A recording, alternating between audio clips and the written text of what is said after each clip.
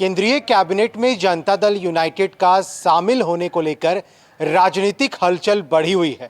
इधर मुख्यमंत्री नीतीश कुमार का प्रस्तावित दिल्ली दौरा को लेकर के चर्चाएं और तेज हो गई है।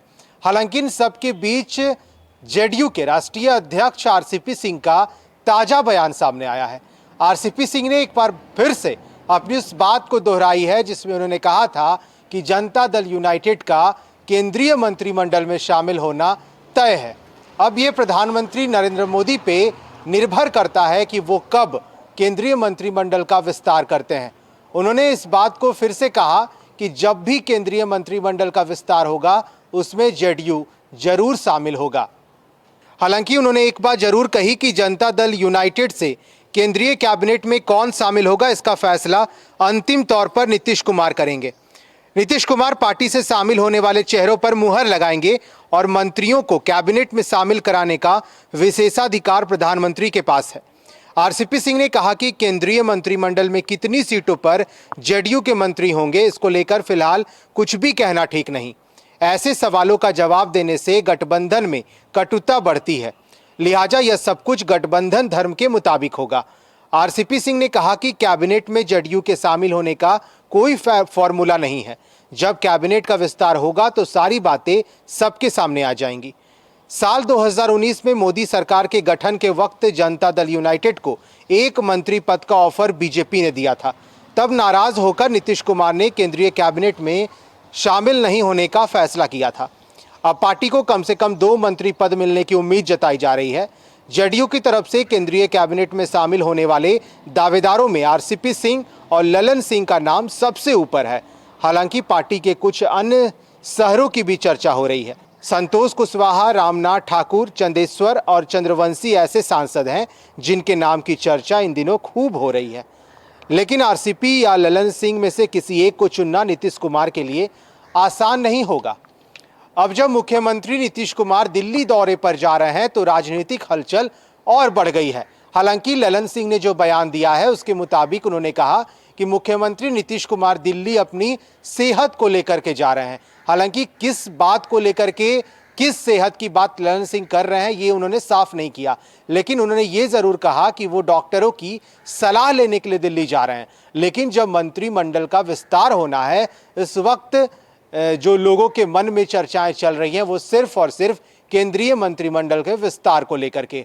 अब आने वाले दिनों में ये देखना होगा कि केंद्रीय मंत्रिमंडल का जब विस्तार होता है तो जेडीयू की तरफ से वो कौन चेहरों को केंद्रीय मंत्रिमंडल में शामिल होना है। देखिए, ये तो हम नहीं तय करेंगे, ये तो उनकी जो अपनी समझिए नेशनल एक्सिक्यूटिव होगी वो तय करेंगे और फिर हमारा जो होता है हम लोग क्या तय करेंगे। लेकिन निश्चित रूप से हम लोगों ने इस पर स्टेटमेंट पहले भी दिया कि भाई कोई भी पार्टी जब टूटती है तो स्वाभाविक है कोई न कोई उसका आधार होता है। और स्वाभाविक है जहाँ 6 MP हैं, टूट के 5 अलग हो गए तो कुछ न कुछ कहीं ना कहीं तो गलती हुई होगी।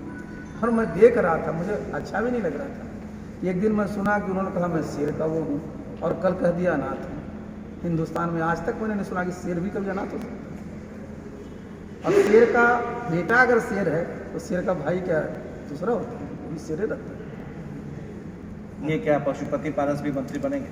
ये तो हम नहीं कर सकते। देखिए, तो प्रधानमंत्री का प्रेरोगेटिव होता है, कौन मंत्री कि हम लोग पहले भी बता चुके कि भाई हम लोग कोई ट्रेड यूनियन नहीं और जब हम अलायंस पार्टनर हैं तो अलायंस पार्टनर में सब एक दूसरे का सम्मान करते हैं, एक दूसरे की भावना को समझते हैं। तो ये कोई ऐसी चीज़ नहीं है जिसको कि हम लोग कोई विवाद का मुद्दा बनाए। जब ये बात आएगी तो निश्चित रूप से हम लोग बातचीत कर करके इसका जो भी अच्छा हमें समझिए कि सबके लिए सम्मानजनक है वो हो जाए। तो क्या देखिए, मैं तो आपको व्यक्तिगत रूप से मैंने बराबर कहा है कि आजकल तो इंजन की पावर इतनी बढ़ गई कि अब डबल इंजन लगते हैं। सिंगल इंजन में इतनी ताकत होती है, चाहे वो केंद्र की सरकार हो उसकी इतनी ताकत है, राज्य की सरकार हमारे जैसे एकदम ताकत नहीं है। देखिए, सोचना सिर्फ ये है कि चाहे केंद्र में सरकार हो, राज्य में सरकार हो, बिहार का कैसे हित हो, बिहार की भलाई कैसे हो,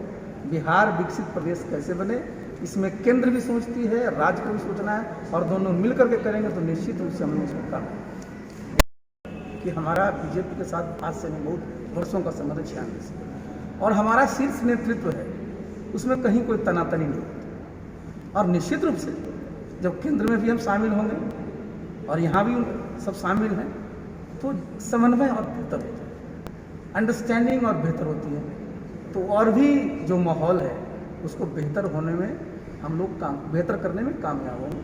और निश्चित रूप से देखिए स्वाभाविक है ना कि लोगों को लगता है कि साहब आप एनडीए में हैं, आप शामिल नहीं हैं, पता नहीं क्या है, तो ऐसा नहीं हो सकता। यहाँ है वहाँ है, दोनों जगह रहेंगे तो निश्चित रूप से भागीदारी भी रहती है, भरोसा भी लोगों को बढ़ता है और काम में भी सहयोग है। चिराग पासवान की पार्टी देखिए ये तो बहुत ही समझिए प्रकाश जी, ये इशू ऐसा है ही नहीं। देखिए हमारे पार्टी में आप सब जानते हैं कि हमारे एकमात्र आज की तारीख में नेता हमारे माननीय मुख्यमंत्री जी हैं, इसमें कोई कन्फ्यूजन ही नहीं है। लेकिन हाँ, हमारी पार्टी ये भी नहीं है कि अपने मन से सब कुछ करते हैं, सबकी राय लेते हैं, सबसे बातचीत करते हैं, सबसे परामर्श करते हैं, मंत्रणा होती है।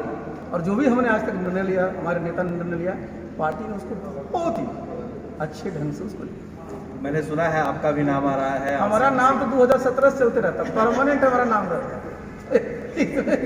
ये तो देखिए स्वाभाविक है कि भाई लोग अपने हिसाब से कयास लगाते रहते हैं, लेकिन निश्चित रूप से मैं कह दूँ ये अधिकार हमारे नेता का है और वो जब भी निर्णय लेते हैं तो सबसे पूछ करते हैं। एक आखिरी सवाल कि इस बार अगर मंत्रिमंडल में जेडीयू शामिल होती है जिस तरह से है, तो उससे क्या बिहार में क्या असर पड़ेगा? जो तनातनी देखी जाती है बीजेपी और जेडीयू के बीच में कुछ नेता जो जिस तरह के बयान देते हैं। देखिए हमारे नेता बिहार के मुख्यमंत्री हैं और मुख्यमंत्री के नाते और व्यक्तिगत रूप से भी दिल्ली प्रोग्राम लगता रहता है। दिल्ली जाना कोई अपने आप में न्यूज़ नहीं है और कोरोना के चलते वैसे भी लोग नहीं जा रहे, दिल्ली जा रहे हैं तो स्वाभाविक है कई तरह के प्रोग्राम मुख्यमंत्री हैं लगे हुए।